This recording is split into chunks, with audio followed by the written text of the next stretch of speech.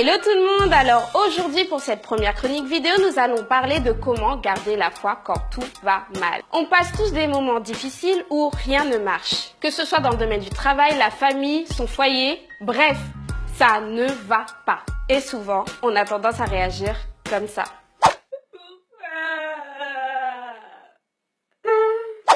Ouais.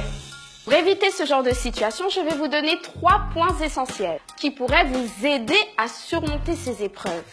Mais avant de répondre à cette question, il faut définir ce qu'est la foi. Selon Hébreux 11, la foi est une ferme assurance des choses que l'on espère, une démonstration de celles qu'on ne voit pas. Elle est donc l'attitude de l'homme qui tient pour vrai des réalités qui sont pour le moment invisibles ou incontrôlables. Ok, premier point. Quelle est ta force? Dieu est ta première force. Les personnes pourront toujours essayer de t'aider, mais malgré toutes leurs bonnes intentions, parfois, ça ne suffit pas. Dieu, lui, il a cette particularité de te connaître mieux que quiconque. Il est celui qui sonde les reins. Et même les cheveux de notre tête sont comptés.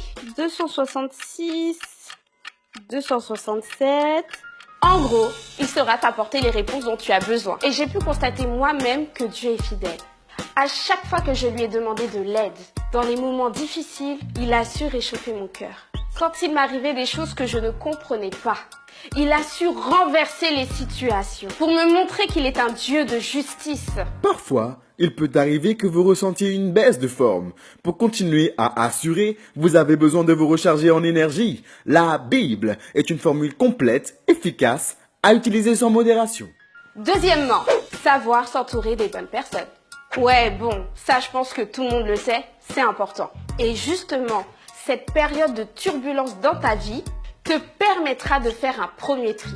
Mais attention, tout ce qui reste ne sont pas forcément fiables. Bien sûr, il ne s'agit pas de se séparer de tout le monde, mais plutôt de savoir se fixer des limites.